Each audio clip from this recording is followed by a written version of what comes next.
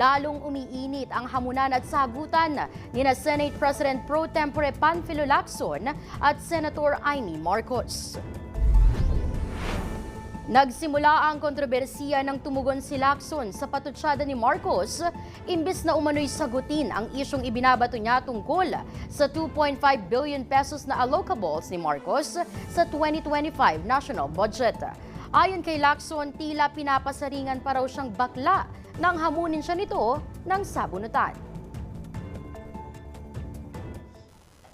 Una, hindi po peluka ang aking buhok.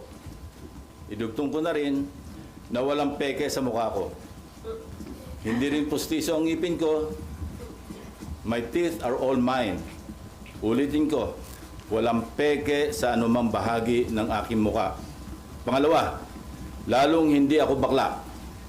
At kung iniisip ni Senator Amy na bakla ako, wala siyang maaaring makita na macho dito sa mundo. Nilinaw din ni Lacson na walang masama sa pagiging homosexual at nirerespeto niya ang kanilang choice. Pero para sa kanya, masarap pa rin daw maging tunay na lalaki. Hindi naman nagpahuli si Senator Amy Marcos sa isang Facebook post. Mabilis niyang sinagot ang senador at iginiit na hindi niya ito tinatawag na bakla kahit pa hinamon niya ng sabunutan. Dagdag pa niya, walang masama sa pagpapaganda o pagpapa-enhance ng sarili at karapatan nito ng kahit na sino. Kung marami ang natutuwa sa patutsadahan, marami rin ang naiinis dahil imbis na budget at mga anomalya raw ang pinag-uusapan, tila personalan ang bangayan ngayon sa Senado.